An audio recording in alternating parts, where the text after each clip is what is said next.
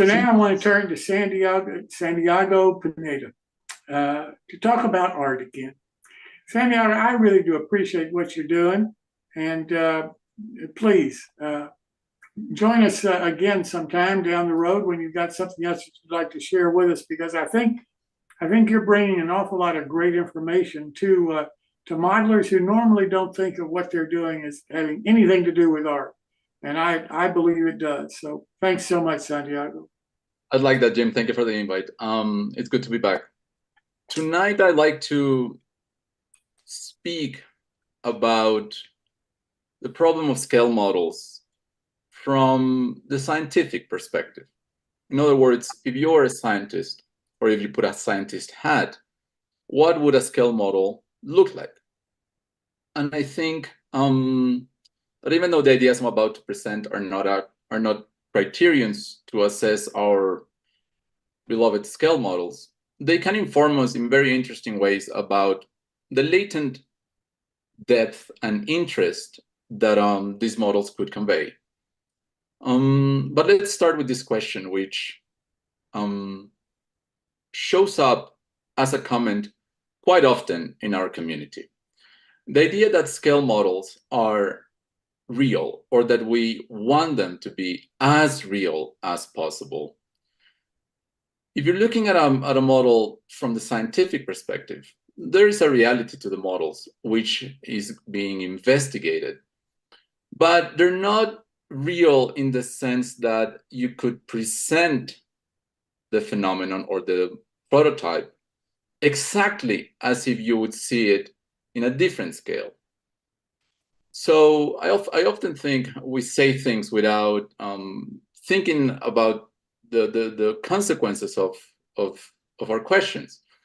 And I think that the idea that our scale models should be as real as possible is something that we should, in a way, be careful what we wish for. Because a scale model that is as real as the prototype, if you take it to the theoretical end, is going to be something very undesirable. And I think at the end of the presentation, I'd like people to get away with the idea, or take away the idea that our scale models, we're fine calling them scale models, but they're more fictions than scale models if you're looking at them from the scientific perspective. That doesn't take away anything from anything of the importance or the beauty or the sophistication of our models, but on looking at them, like I said, with the scientific or through the scientific lens, is a very different deal. We're looking at a mathematical expression, and this mathematical expression is in some ways the ultimate scale model. How is that so? I think I'll like to cover maybe at the end of the talk. But let's keep the idea of a mathematical expression as a way of looking at a phenomenon and its scale model. Let's look at a very vividly accessible example. You find a puddle of water, on the street. Is that puddle of water that you find on the street in any way comparable to, say, a large body of water such as a lake?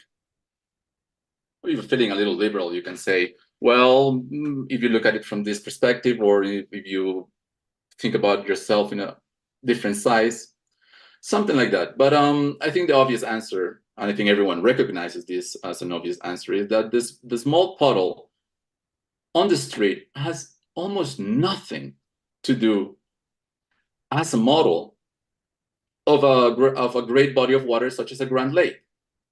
The temperature is not the same. They reflect light completely different. The weight of the water is in no way analogous. And the point is that we have two phenomenons, and their behavior is entirely different. Interesting idea, for instance, is that water doesn't scale. There's no such thing as scale water.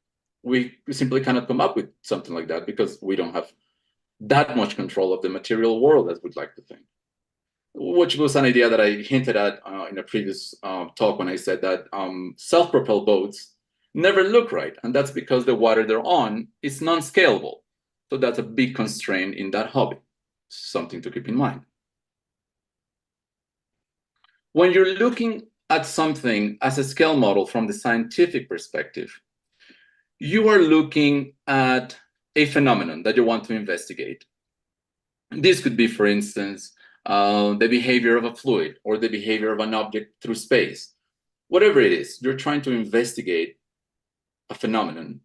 And scale modeling in the sciences is a methodology. That methodology allows you to approach, access, manipulate, understand such phenomenon. And there is a protocol and a literature and attached concepts to that approach. Now, technically speaking, that's a protocol and a process that started in the 19th century.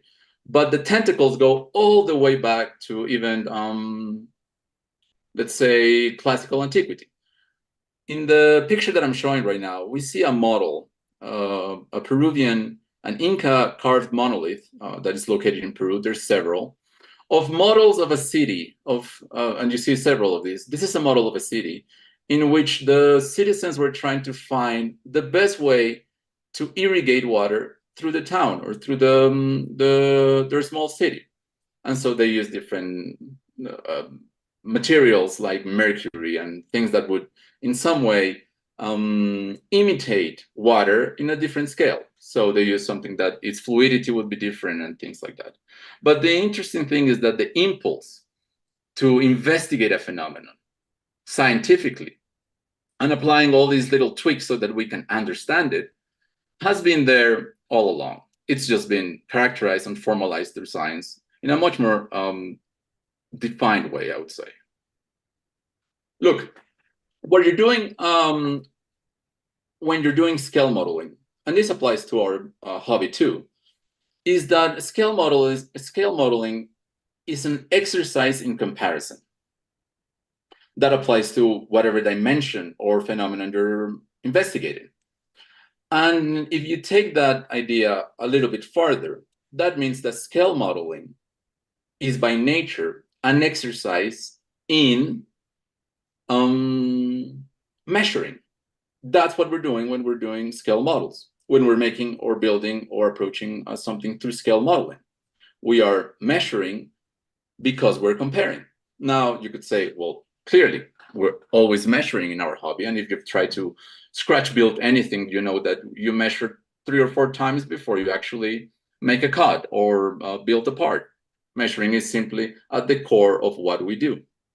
Interestingly enough, if you actually think about how we measure, that's a whole conundrum. That's a rabbit hole that takes you all the way to the philosophy of science and mathematics, where you can say, well, do we really measure with a ruler? Not really. The ruler is an instrument that's embedded in a larger system, which allows us to measure things and be confident that those measures are in some way true. Think, for instance, about the history of the meter, the 1 meter unit that we have. It's a very interesting history, and you can take that rabbit hole all the way down. So in some ways, scale modeling, as we understand it, that scale modeling from the sciences overlaps. But at the end of the day, there's a lot of points where we actually move away from understanding a model or a phenomenon and move more towards like a scientific, a historical representation, which is what we actually do. That's our ultimate goal. Let me move on. Look, our models are remarkably sophisticated geometrically, but they actually have or carry lots of constraints. And the constraints that they have to do with the fact that they have to work within certain situations, and they have to be operational and enjoyable in that experience. But let me go back to that idea later. If you're looking at a no-scale undercarriage of a PSC troop sleeper, and you can see that the model is no joke. I mean, every aspect has been considered. They're remarkable, no question. Going back to the idea of how is it that we measure. If you look at the sciences and the literature, there's something called dimensional analysis and physical similarity. Those are two sort of areas that allows us to actually measure things and allow for the methodology of scale modeling to be a reasonable and verifiable way of accounting for something. And within those areas, there's many, many concepts that are quite interesting and complex to the degree that they are to us, not so much for physics and mathematicians, because this is sort of basic science for them. But those ideas are very interesting. The idea of geometric similarity is directly applicable to what we do. And if anything, our models are remarkable in that sense. The similarity of shape, and in our case, in appearance too, is absolutely sophisticated. They use it for other things like wind tunnels and things like that. You get the idea. And there are other concepts that, even though may seem applicable, they completely fall apart when you actually look at them as if they were in some way measurable to the actual prototype. Look, let me go back to this mathematical expression really quick. You have two systems. You have the prototype and you have the model. When I said that this was the ultimate scale model, that means that you have two systems that can move back and forth, and every dimension that you look at is exactly the same, or as we see in the expression, is zero. That means that the ultimate scale model is something like a prototype and a model in which every parameter, every dimension is exactly the same. So you have an isomorphic system, as they call it, an isomorphic system. In our case, that's an impossibility. And in a lot of scientific cases, it's also an impossibility because there's lots of constraints that we can simply not attend to. Imagine the idea that you could actually, like I said and going back to the title of my talk, which is unshrinkable. Imagine that you could actually shrink down a prototype to our scale. And I don't just mean bring it down in scale and have the Pitman motor inside. No, I mean shrink it down, where every component is actually a working component as if you would see it in the prototype. I actually think that's impossible. But I also think it would be obviously undesirable. Do you really think you could pick up a shrunken down prototype by the fuel tank and not ruin it in the process? Could you hold a beautiful E-unit by the trucks and not having them fall apart completely? Because like I was saying, every component would be isomorphic with the actual prototype that we are so interested in. So again, these are ideas that can inform to some degree, for instance, someone that is modeling a conveyor belt with coal and things like that. But the complexity is there, the interest is there, and I just wanted to maybe point out to anyone that may think of these ideas as interesting to go and check them out. In our models, and I'm about to finish in a couple of minutes, like I said, geometrically, they're beautiful. You find every single detail. This is a turret, what would you say, a turret cabinet or a compartment of I think NY, New York Central locomotive, and everything is there. You could actually study all the parts, name all the parts. Obviously, there's no water, steam, oil, anything of that sort going through these pipes. They are, of course, an illusion. They work, they're non-working, but they're there. So again, geometrically, wonderfully sophisticated. They're wonderful. But nothing in the model, in the scale model, works exactly as it works in the prototype. Drivers, for instance, are a case in point. They have nothing to do with the way drivers actually work in a real locomotive. They may look, they may give the illusion of working exactly, but again, the mechanism is completely tailored to the miniature. Again, a couple of key model imports, O-scale, E-units, and you can see how wonderfully sophisticated these models are. They really are what we call museum pieces. And I'd like to finish with that idea of the museum piece, because we tend to think of museum pieces as quote unquote works of art.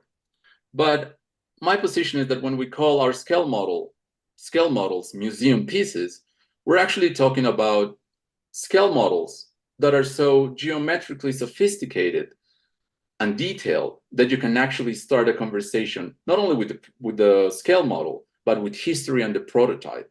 So they actually allow you to investigate the prototype in a way that everything is there, and it takes you back to the prototype. And there's a conversation, there's a dialogue between the object, the viewer, and the historical object. Look, we're looking at a rear truck of a key unit, and we have the, is it ATS? The ATS brake shoe in the middle, in the mid truck. That ATS shoe truck,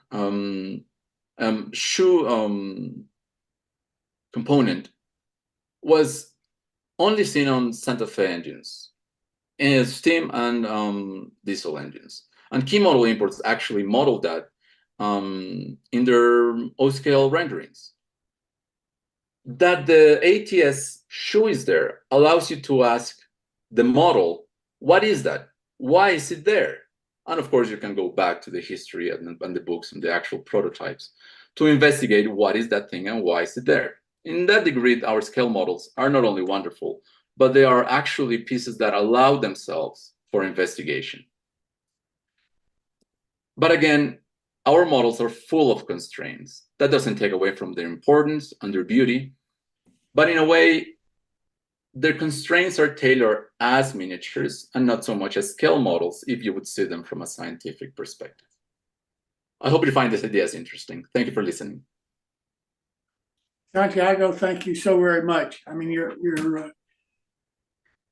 concepts I find extremely interesting. I can't thank you enough for doing this, and I look forward to you coming back and talking about it some more on future shows. Thanks again so very much. Thank you for having me. It was a pleasure.